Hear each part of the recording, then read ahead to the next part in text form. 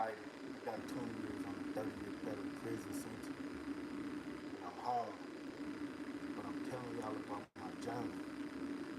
Being deserted on a motherfucking, when my ship wrecked, I was on a deserted island. Come to find out, come to find out, it was a lot of fucking ships wrecked at the motherfucking island. Ships getting towed in from different parts of the world. And when I got to this island, it was something different. Something different. My street activities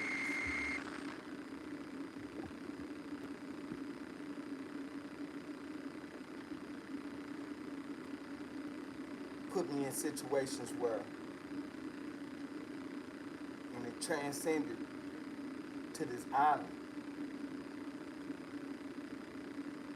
because people before me, that was where I'm from, St. Louis, legends, dudes that paved the way years and years and years before I even jumped off the porch, all the time. I'm talking about legends from where I'm from. You know, this ain't just about me. It's just the trend that I have been in. And when I jumped off the porch, things in the streets was just a certain way. And I say that because you always hear about don't do this and don't do that. When you get in the streets, certain codes and shit like that just implemented already. Once you in the system, once you jump off in the streets, man, it's wide open. That's when your ship sailed. I went to prison 25, turning 26 years old. I went to federal prison at 25 years old. They gave me a 30-year prison sentence. 30 years. I was 25 years old. And in the streets of St. Louis, Missouri at the time, right? When I jumped off the porch at an early age, even in elementary school, I'm talking about it in Chasing Me. I'm talking about it in Chasing Me. I'm giving y'all, I'm going to drop this book down to $10 on Amazon. I'm going to drop this book down to Amazon for $10 because it ain't about the money.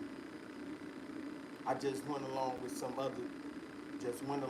numbers that somebody else presented to me, this and that. And not to devalue my work, you know. I went to a bullshit ass publishing company. I got a lot of misspelled words in here chasing me. But the storyline is what I'm getting at. The storyline. It's about a young dude, me, myself, it's about me. True story, y'all. True story. I'm gonna drop this down to $10. It ain't about no money at all. I need y'all to follow the story. I need y'all to follow the story because when I jumped in the streets in St. Louis, jumped out in the streets, even though I was in the streets at an early age, if you check this out, you'll find out that I'm gonna drop the price. And when I tell y'all I drop the price, I'm trying to drop the price today. Try to drop the price so y'all go get it $10. I just need y'all to follow the storyline. You know, part 2 will be dropping, and that's gonna be $10. That's gonna be $10, and I'm gonna try to put this shit on audio and all of that because I need y'all to follow the storyline. So, with that being said, jumping off the porch is me jumping into my ship, navigating through life. Because the shit that when you jumped off into the streets, you selling goods, you carrying guns, you being a negative to the community. Because this is the illusion that you under. The illusion is so in depth that the illusion is so in depth that to the point of being in the streets, you turn your guns on your friends. Your friends turn into your enemies. If you into the streets for real. Now, all the crews ain't like that. All the crews ain't like that. But when you start off with a significant amount, man, as years pass and go along, man, you find certain individuals in the circle just ain't where you need them to be, because you some type of way being so loyal to the point that it's spreading you so thin. My loyalty, and I say this because I'm a true testament of being here, being alive right now, telling y'all my story about the beginning parts of me doing 20 years in federal prison. And I ain't crying about it. I ain't looking for no sympathy behind that. I ain't looking for no sympathy at all with that situation, you know, because I was destructive to the streets of St. Louis, right along with the dudes, the legends that sold big drugs and that was involved in other things in the street that people glorified and all of that. Well, he was tough and this and that. So jumping off the porch as a youngster, and I was driving by the fifth grade. My parents was alcoholics, dysfunctional family, very. So I always, with the youngster, I was the baby of six. I had to navigate because I was the black sheep of the family. I had to navigate all my life on a solo tip, especially after my father passed. So I felt alone. And I'm going to drop this book down to Chasing Me so that y'all can understand what I'm talking about in the beginning parts of leading me up to doing 20 years in prison and where I'm at mentally right now. Going into the third, well, when my shipwreck, boom, I'm on this island. And these people saying, you ain't getting your boat fixed till after you do 26 years on this 30-year sentence that we gave you. At 25 years old, I was sentenced to 360 months in federal prison. At 25 years of age, I was sentenced to a 30-year federal prison sentence that you have to do 26 years mandatory before you're released.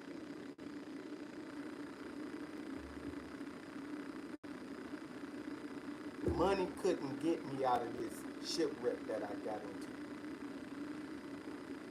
But when I got to this island, I seen dudes from all over the world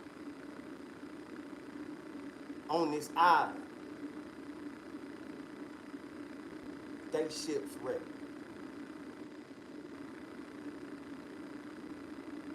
Some was more ruthless than others. Some became more ruthless than others.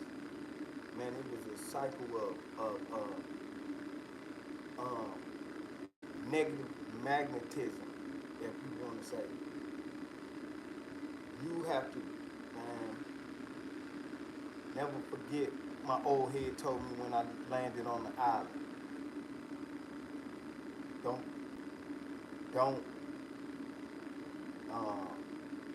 don't bet on no ass, meaning don't bet something that you don't have. No gambling on ass, that's what they call it. Ain't no gambling on ass, that's what they call it in the bed. That means don't make no bets that you can't and you don't have. Because that shit brings trouble to your group. When you get to the island, you get your own group. Sometimes you be solo. Like me, I've been to a couple jails, just the only dude from St. Louis. But it's dudes way before me, years and years and years before me, that that was in the streets that came to the federal system, and they had a respectable name. That's one thing about St. Louis. We have a respectable name in the federal system. Very aggressive, uh, very aggressive bunch. St. Louis is an aggressive bunch. That's just what it is. They're aggressive. Some you can find mild mannered. Some can be mild mannered and with a voice of reasoning. But for the most part, St. Louis is a gritty, um, mean state, man. Mean state, man. For real. They mean, man. And I'm firsthand here to tell you because I was mean. I was mean. I was mean as hell. So it was just like my upbringing and everything around me, everything that I was in. Man, I wasn't a dude that and I'm gonna get to this. Man, I wasn't a dude that just sold drugs and ran the streets and chased girls and all of that. I was into some real bullshit. And I was into some real bullshit. So that 30 years was like, all right, you lucky it ain't 3 of them. So, and I'm just saying that to say this, man, I was a destructive part of the community, man. And I ain't coming on here being no saint about what they done to me. Man, I experienced that shit because it could have went another way. Could have lost my life in the street. Could have really lost my life in the streets because of my loyalty to the streets. Allowed me to be around a lot of people that I didn't have to be around because the loyalty that I displayed. The loyalty that I displayed to the people amongst me, man, being in the streets could have lost my life a million times. I remember, and it's just like, and I'm telling y'all for real, being from St. Louis and the group of people that I came up with and grew up with,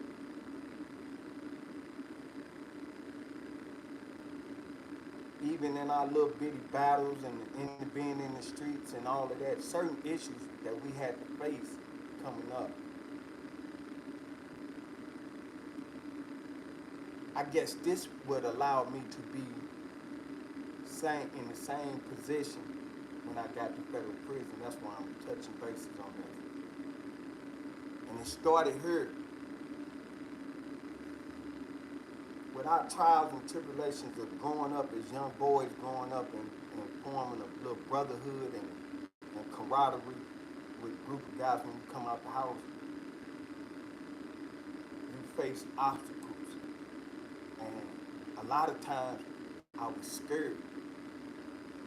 A lot of times I was scared, but I never showed no fear. When my homeboys came and got me, hey, we gotta fight. What's his name? Them tripping around, woo. Man, I was scared to death. Still went and still held my head up high, whatever situation we was going through. Yeah, I was scared a lot of times, but I never showed no fear. I never showed no fear. But I was scared a lot of fucking times.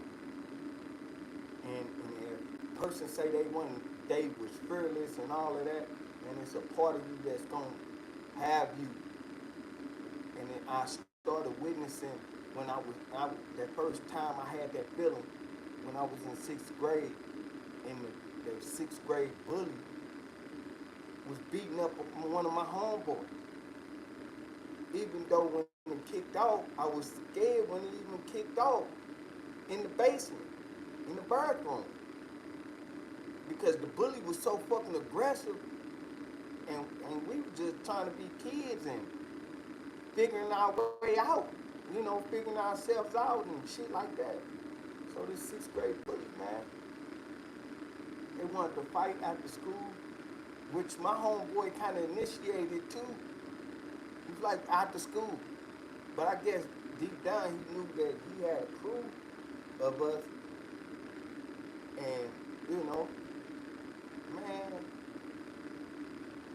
he had an extension cord and my homeboy was hitting him with it. He took the motherfucker and got to beat my homeboy up, man, getting the best of my homeboy, man. And at that moment, man, I was scared. I was scared of the fucking bully. For real, I was really scared of the bully, man.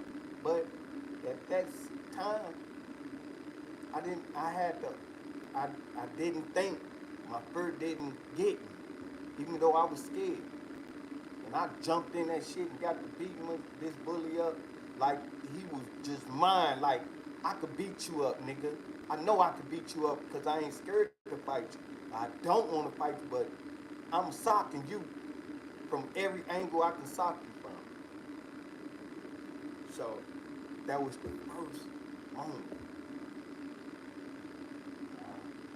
Not even before then. It was even before then. It was even before then. That's just how it was. I thought that was just the first turning point. You know, when I hit my big cousin in the eye with a rock. He had my other little cousin jump on him. And he was the ring leader.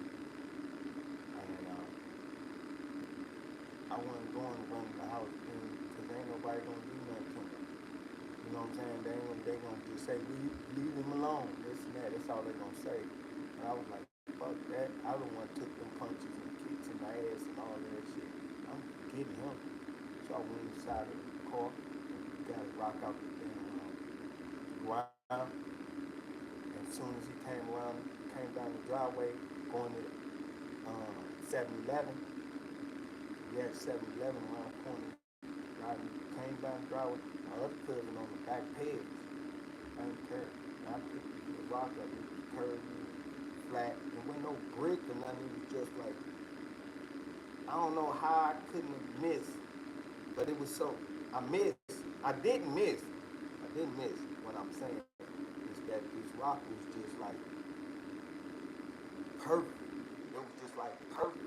But you have to have some precision to really, I guess, my anger and my relentless part of it, I just wanted to hit him in his face with the rock. And I got this rock. And when he came down the driveway and hit the cut, I was on the side of the car and I jumped up and I threw the rock. And the rock curved and hit him right in his face.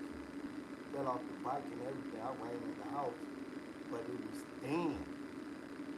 It was then that, you know, I wasn't taking nothing from nobody. And that was younger. I was probably in the 4th grade then, 4th or 5th grade then. Then the situation them the turning points. Then the situation in 6th grade with the school bully, right? So, man, just thinking about that shit is just like, damn. So anyway, I talk about all of that shit and takes me and getting me out of this raw and uncut. This shit raw and uncut. So, being on the island and seeing these different crews and all of that, talking about the crews before St. Louis.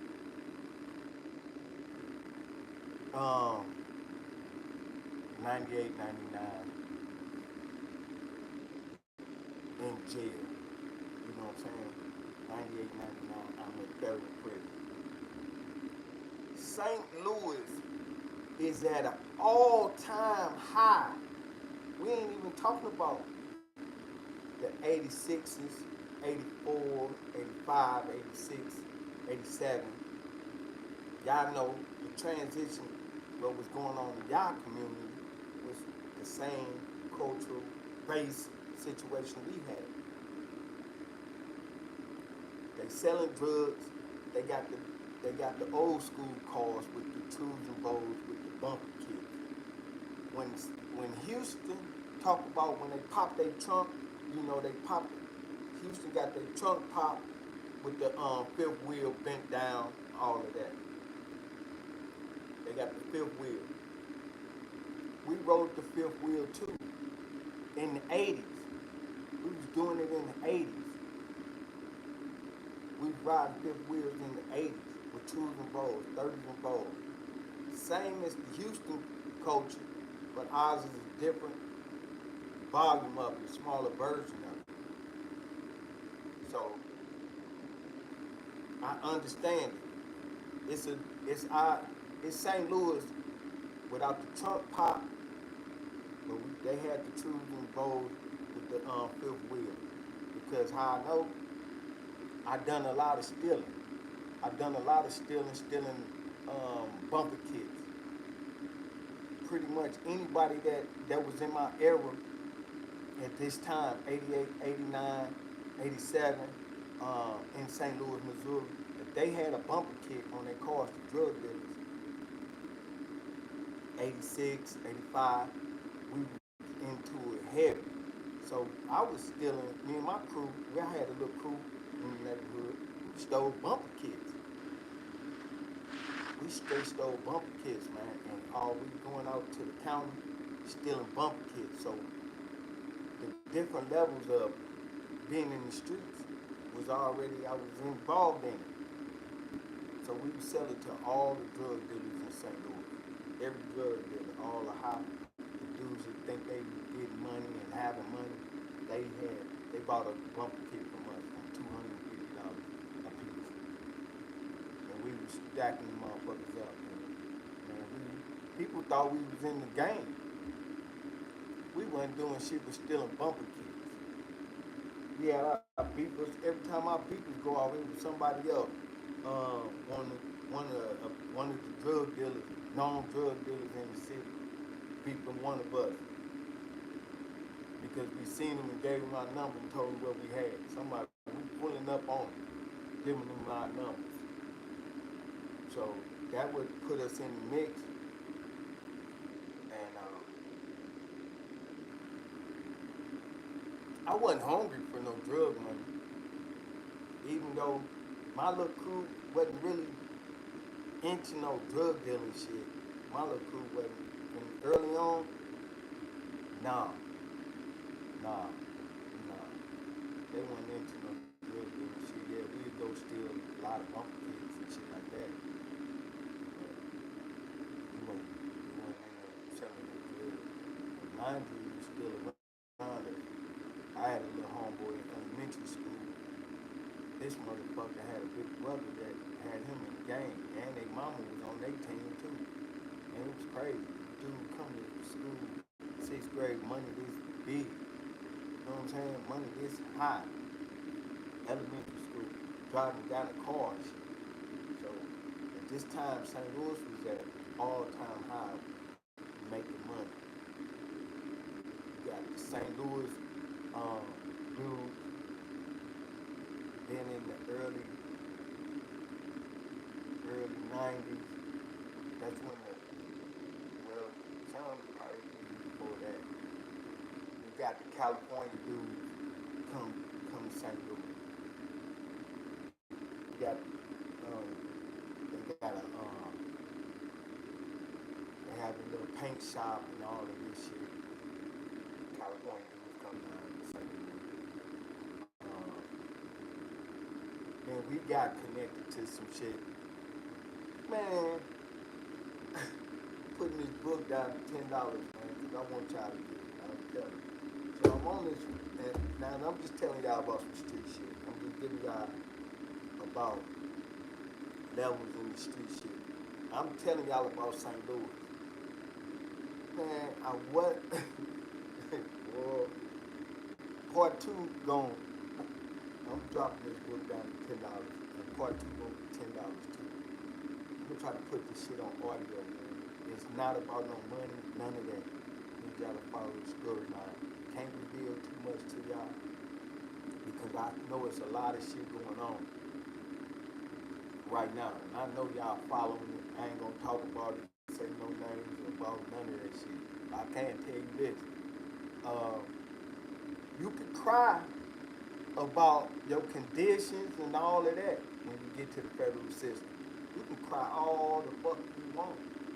Cry.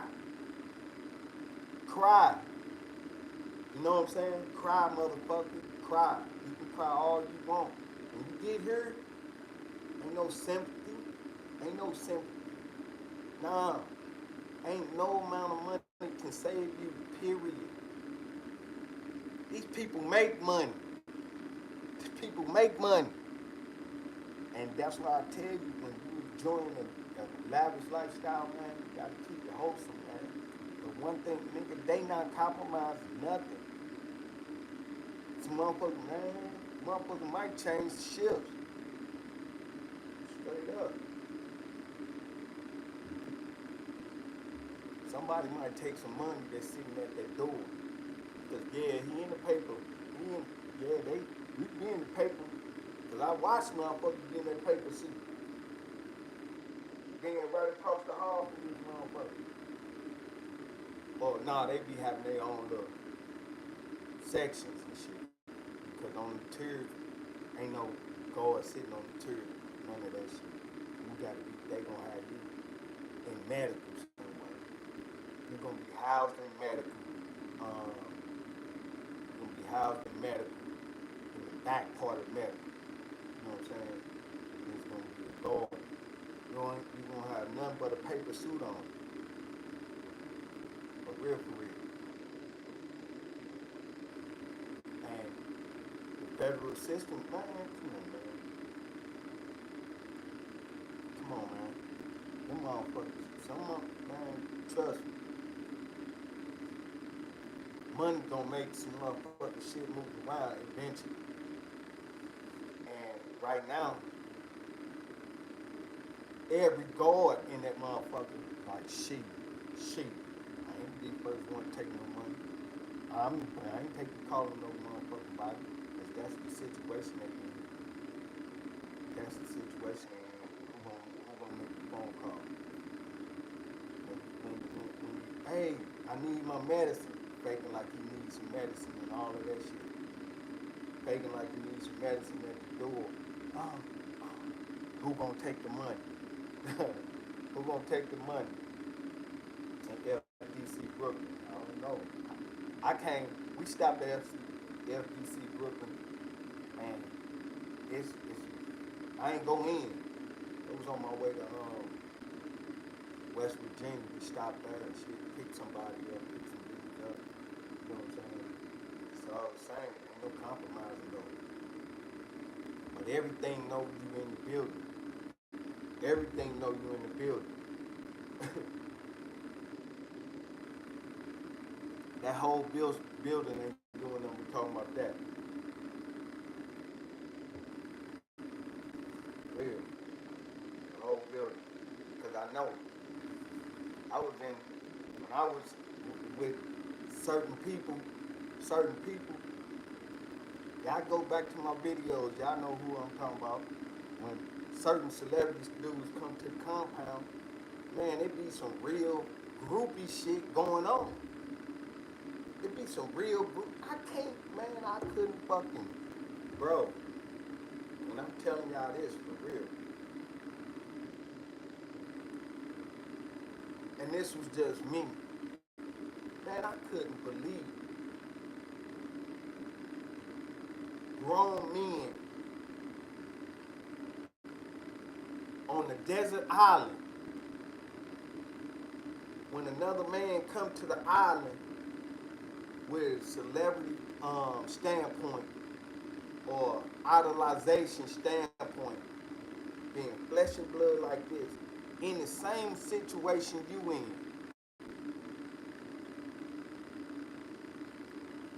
Watch 7. Now I understand it.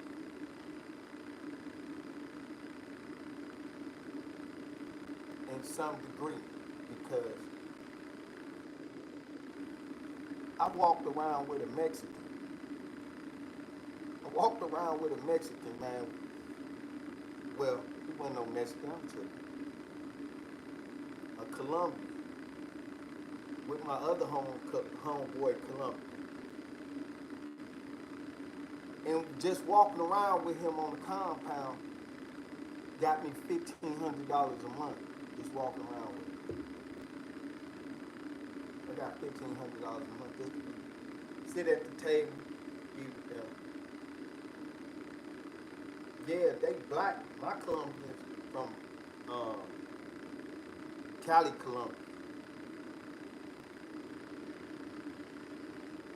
They had this other Colombian come in. He white boy, white, but man, I'm talking about real Lord, a real Lord. I'm talking about they ain't shot up the fucking jungle. They shot up the jungle chasing this motherfucker down. Shit ain't on the news everywhere. They chased this motherfucker down from the jungle. This motherfucker got motherfuckers in the jungle, guns strapped and all this. At the table, they talking about this shit. And then, you know, and this motherfucker had a little chicken wing arm, all this little shit. He had a little chicken wing arm, so he was lightweight disabled, but he got the bag, so he'll pay for it. Okay. And he Colombian, ain't no black. The black dudes, they don't know Spanish. A lot of them don't, but it's some that do, and they know enough to get by. But this was genuinely one of my partners that I, befriended along the way. Good, solid dude. Angulo, shout out to Angulo. Had the life sentence out of, caught the life sentence out of Oklahoma. Been in jail like 20 years when I run into him. You know what I'm saying? Good dude, kept his mouth closed. I'm gonna reach out to him, I'm gonna find out where he at, man. Shout out to him, Gulo, but like I said, man,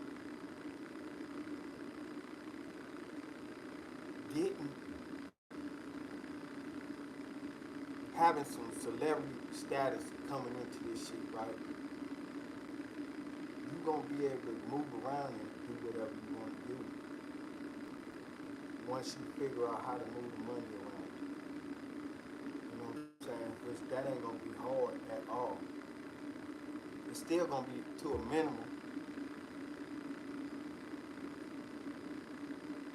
But motherfuckers right now, that ain't gonna fuck with him at all.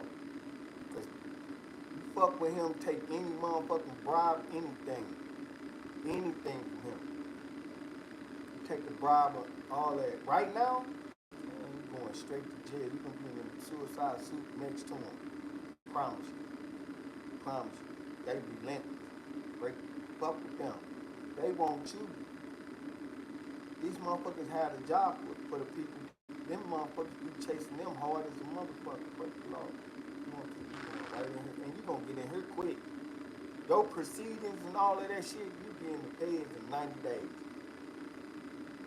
They gonna put you in the paper and you gonna be in jail. That's what they gonna do.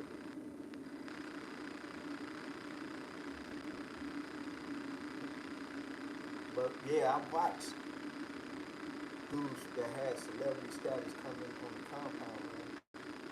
Even the recent ones, even the big Meeches. When he came for City Low,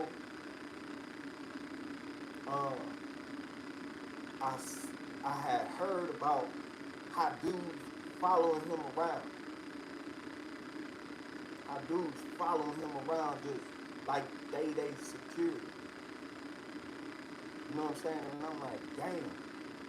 Now, mind you, he might know a few of these guys real on a personal level. So I ain't gonna take that away from nobody.